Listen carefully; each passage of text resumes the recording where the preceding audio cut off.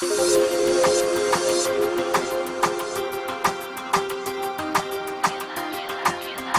Minister, the EU, the Japanese government, businesses are all asking for more clarity about your Brexit aims. They want details. You've come all this way to Japan. What more are you going to be able to say this week? Well, I'm going to be talking to my Japanese counterpart, Prime Minister Abe, this week about the future relationship between the United Kingdom and Japan, about how we can build on what is already a good, strong relationship, but build on that in the areas of security, defence and, yes, trade, and look to the arrangements that we can put in place when we've left the European Union. But as regards the details of our aims for the European Union and our relationship with them in the future, we've been publishing a series of papers over the summer.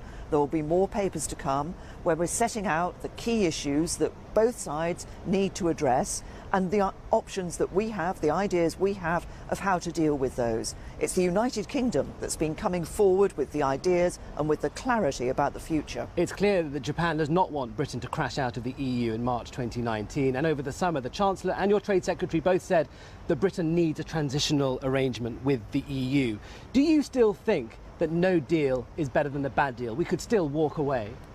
Yes, I think that is right. But if you talk about the point at which we leave the European Union, we want to ensure that at that point we do have a deal, and that we have a deal that is the right deal for the United Kingdom. And I said back in January in my speech in Lancaster House that one of the things we wanted to ensure was a smooth changeover from the membership of the European Union to the future arrangements, and that we would need to have a period of time to implement any practical changes that needed to take place. And how long might that transitional arrangement last? And could it mean staying inside the single market, the EEA and the customs union, as Labour now say Britain should do?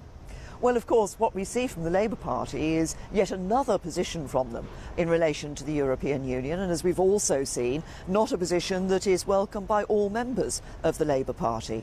But if we look at what we're talking about negotiating a deal with the European Union within their 2-year timescale, a deal that is right for the United Kingdom but also right for the European Union, that develops a deep and special partnership between the UK and the remaining 27 members of the European Union, and that in order to ensure that businesses and individuals don't face that cliff edge, that we do see a smooth path from the existing relationship to the future relationship, we will be, as part of the negotiations, looking at how we practically implement any changes. And do you rule out, as Labour is suggesting, remaining in the single market and the customs union for that transitional period?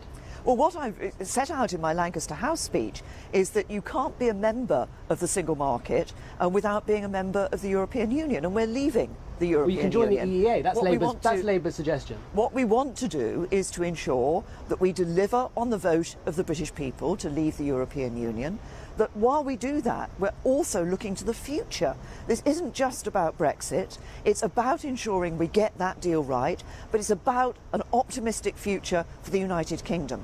And that's about not just the trade deal with the European Union, but trade deals around the rest of the world. And that's one of the things I'm going to be discussing here in Japan. Japan is a long-standing partner of the United Kingdom. Significant investments from the UK into Japan and from Japan into the United Kingdom. We've seen SoftBank, Nissan, Toyota investing in the UK since the referendum vote took place. As part of the visit here today, £500 million Aston Martin deal.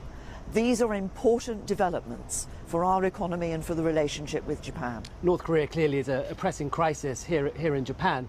During your discussions this week, what more will you be able to say about Britain's possible role in resolving this crisis? Well, I want to work with Prime Minister Abe, to work with other international partners, to do what we all want to do, which is to stop North Korea from conducting these illegal activities. These are illegal tests, and it is outrageous, it is provocation, and they should be stopping them.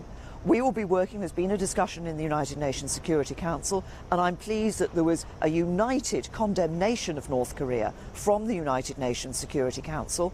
But we want to work with international partners to see what further pressure can be brought on North Korea, and of course particularly look at what China can do to bring pressure on North Korea.